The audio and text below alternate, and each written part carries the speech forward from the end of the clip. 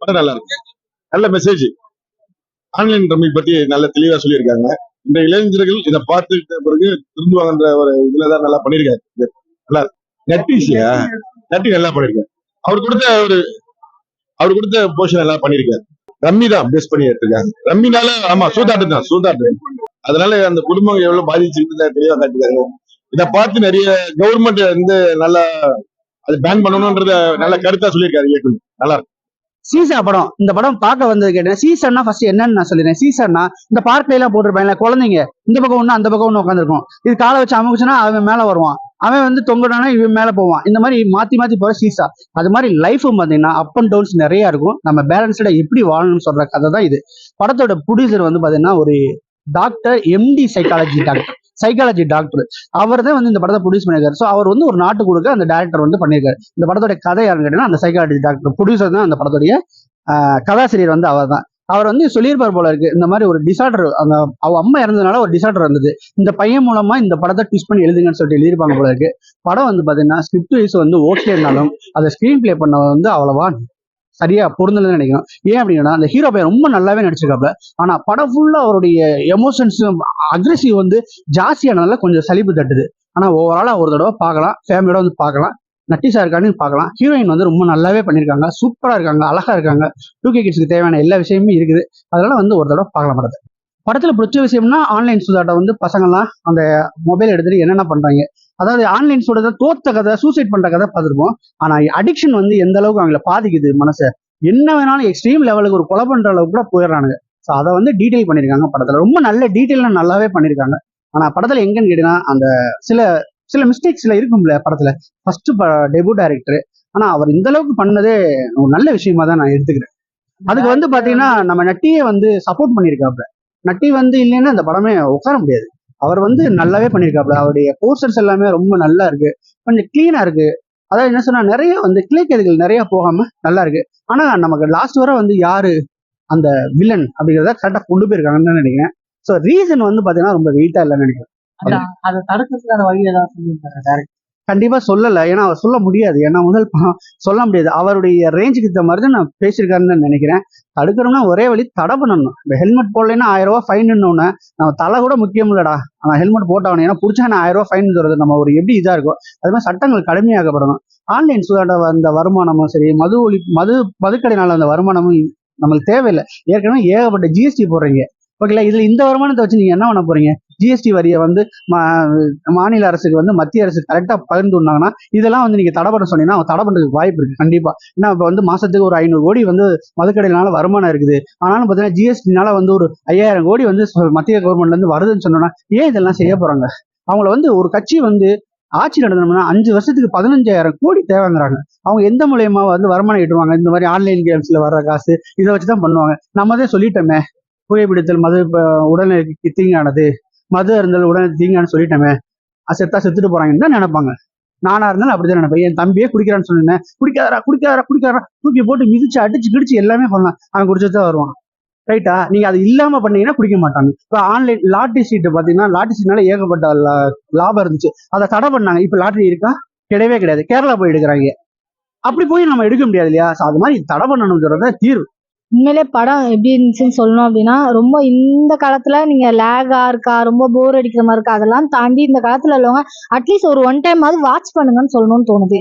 ஏன் அப்படின்னா இப்ப பிறக்கிற குழந்தையில இருந்து 1 மாச குழந்தை கையில கூட நம்ம போனை காமிச்சு போன் பாரு அப்படின்னு நம்ம தான் ஃபர்ஸ்ட் ஸ்டார்ட் பண்றோம்.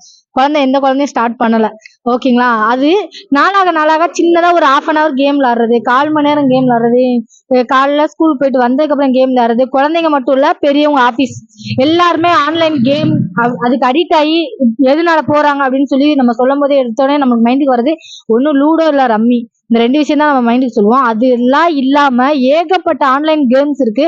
அதுல ஏகப்பட்ட குழந்தைங்க பெரியவங்க எல்லாருமே அடிக்ட் ஆயிருக்காங்க அப்படின்னு சொல்லிட்டு. உதாரணத்துக்கு நம்ம சொல்லணும் அப்படின்னா ஃப்ரீ ஃபயர் எத்தனை குழந்தைங்க இப்ப வரைக்கும் ரீசார்ஜ் பண்ணிட்டு இருக்காங்க. அதை நம்ம யோசிக்க வேண்டிய விஷயம் தானே. ஸோ அந்த 1/2 hour நம்ம ஸ்டார்ட் அப் ஆகி கடைசி எண்டிங்ல எந்த அளவுக்கு அஃபெக்ட் ஆகுதுங்கிறதையும் நம்ம அதுல காசு போட்டுட்டோம், அதை எடுத்தே ஆகணும்னு சொல்லி நம்ம திருப்பி திருப்பி பண்றோம் நம்ம நினைச்சிட்டு இருப்போம். கிடையாது. சைக்காலஜிக்கலா நம்மளால அந்த கேம் விளையாடாம இருக்க முடியாதுங்கிறதையும் ரொம்ப சைக்காலஜிக்கலா தெளிவா சொன்னாங்க. மென்டலா அஃபெக்ட் பண்ணிருக்கவங்க கூட அந்த விஷயத்துல வந்து ப்ராப்ளம் வந்து ஈஸியா கியூர் பண்ணிடலாம். ஆனா கேம் அடிஷன் வந்து கியூர் பண்றது ரொம்ப கஷ்டம். அதை எப்படி எந்த அளவுக்கு பண்ணணுங்கிறத ரொம்ப தெளிவாவே சொல்ற மாதிரி இருந்தது. ஆக்சுவலி உண்மையா சொல்லணும்னா அவர் ஆக்டிங் நம்ம சொல்லவே தேவையில்ல. திருடனா இருந்தாலும் அடிப்பேன், போலீஸா இருந்தாலும் அடிப்பேன் அப்படிங்கிற மாதிரி தான் இருந்தது. ஸோ அவரோட அந்த விசாரணை தான் ரொம்ப நல்லா இருந்தது. இன்னும் கொஞ்சம் அவரை காமிச்சிருக்கலாமோங்கிற ஒரு ஃபீல் இருந்தது எனக்கு. ரெண்டாவது, இந்த படத்துல அந்த ஹீரோனி அண்ட் ஹீரோவோட ஃப்ரெண்டா ஒருத்தர் நடிச்சிருப்பாரு. எம்வார்மிங் பண்றது, அதாவது உடலை வந்து பதப்படுத்துற அந்த ஒரு ப்ராசஸ், அதை ரொம்ப அழகாவே தெளிவா காமிச்சிருந்தாங்க. அதே நேரத்துல அவர் நடிச்ச நடிப்பும் சூப்பரா இருந்தது. ரெண்டாவது, இந்த படத்தோட ரொம்ப பெரிய ஹைலைட்டா நான் பாக்குற விஷயம், ஆக்சுவலி எல்லாருக்கும் பிடிக்குமா பிடிக்காதான்னு எனக்கு தெரியல. பட் நான் யோசிச்ச விஷயம் என்ன அப்படின்னா, இது வரைக்கும் நான் சாங்ஸ் கேட்டிருக்கேன். பட் ஏதோ ஒரு மிக்சிங்கா இருக்க மாதிரி இருக்கும், சில வார்த்தைகள்லாம் நம்மளுக்கு புரியாம இருக்கும். ஆனா பியூர் தமிழ்ல நான் 2 சாங் கேட்டேன் ஆக்சுவலி அந்த படத்துல. பிடிச்ச சீன் அப்படின்னா உண்மையா சொல்லணும்னா கிளைமேக்ஸ்.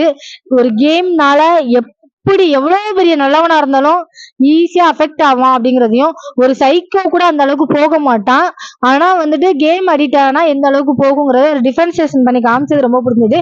மைனஸா யோசிக்கிறது, ஆர்டிஸ்ட் இன்னும் கொஞ்சம் செலக்டிவா பண்ணிருக்கலாமோங்கிற ஃபீல் இருந்தது. ஏன்னா ஸ்கிரீன் பிளேல வந்து ரொம்ப இது பண்ணி காட்டாத மாதிரி இருந்தது எனக்கு.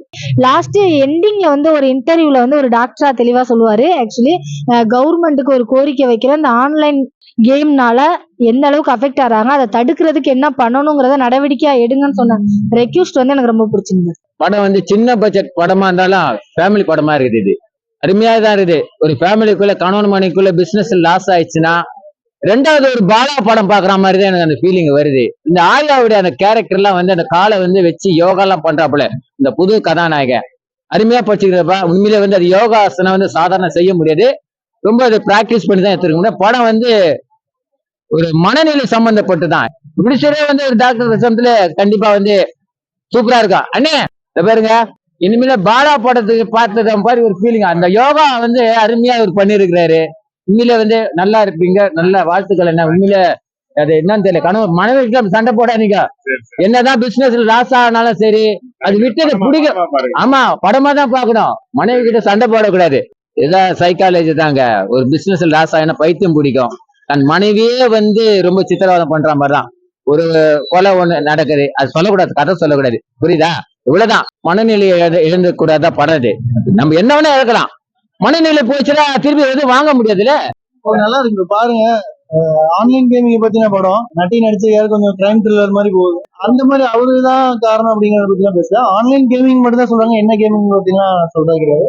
ஆன்லைன் கேம் ரொம்ப நேரம் விளையாடிட்டே இருக்கனால என்ன ப்ராப்ளம் அப்படின்னு தான் சொல்லியிருக்காங்க கடைசியா. அதனால கொலை பண்ற அளவுக்கு கூட போறாங்க இன்னைக்கு அப்படிங்கிறது தான்